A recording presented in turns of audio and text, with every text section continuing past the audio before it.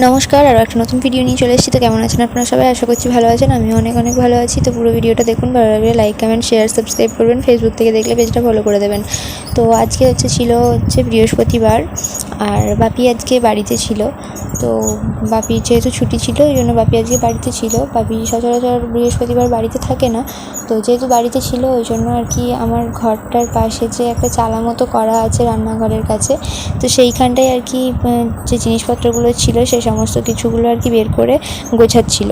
আর এইগুলো যে আমার যে নতুন ঘরটা হচ্ছিলো, মানে সরকারি অনুদানের একটা ঘর বেরিয়েছিল ঠাকুমার নামে, সেই ঘরটারই আর কি কাজ কমপ্লিট হয়নি এখনও, তারই আর জানলা দরজা। তো তারপর মাও আর কি সকাল সকাল সমস্ত কাজ সেরে নিয়ে আর রান্না করতে চলে গেছে, যাতে করে বাপিকে একটু হেল্প করতে পারে এই সমস্ত কাজগুলো করতে। আর এই যে ঘরটা দেখতে পাচ্ছেন, এই ঘরটারই এখনও কাজ কমপ্লিট হয়নি। তো এই ঘরটারই জিনিসপত্রগুলো আছে আর কি। তো আমি এখানে একটুখানি আয়ুষকে নিয়ে একটা ছোটো বড়ো ক্লিপ নিচ্ছিলাম। তো আয়ুষ দেখছেন কীরকমভাবে তাকিয়ে আছে ফোনের দিকে। আর কলের কাছে, মানে কলতলার পাশটাতে আমাদের কিছু টুকিটাকি গাছ লাগানো আছে।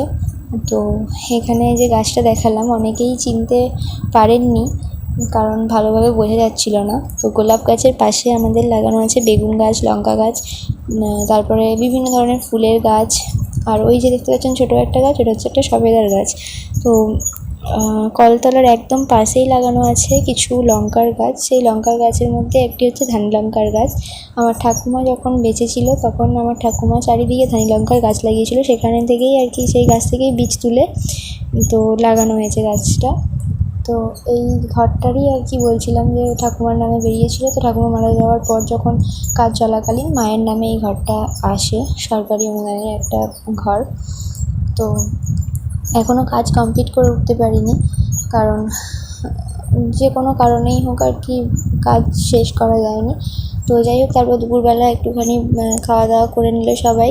আর আজকে হয়েছিল আমার জন্য ডিম সেদ্ধ রোজেই থাকে, ডিম ভাজা, ডাল আর করলা টরলা ভাজা কী সব হয়েছিল সব ভুলে গেছি আর কি, আমি খেয়ে এমনিতেই ভুলে যাই।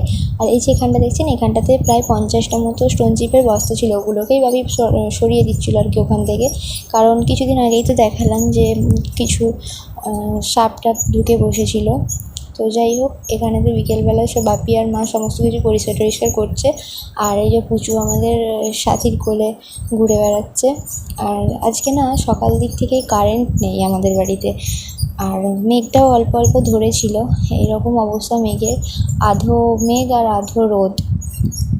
তো এরকম কমলা মানে আভাসটা মেঘের, এই জিনিসটা খুবই ভালো লাগে আমার, প্রচণ্ড ভালো লাগে। পুজো আসার ঠিক কয়েক মাস বা 1 মাস আগে যে আকাশটা থাকে, প্রচণ্ড ভালো লাগে। আর গ্রামের দিকে যারা থাকে তাদের তো ভালোই লাগে। তো আজকের ভিডিওটা এই পর্যন্তই। ভিডিও কেমন লাগলো অবশ্যই কমেন্ট করে জানাবেন।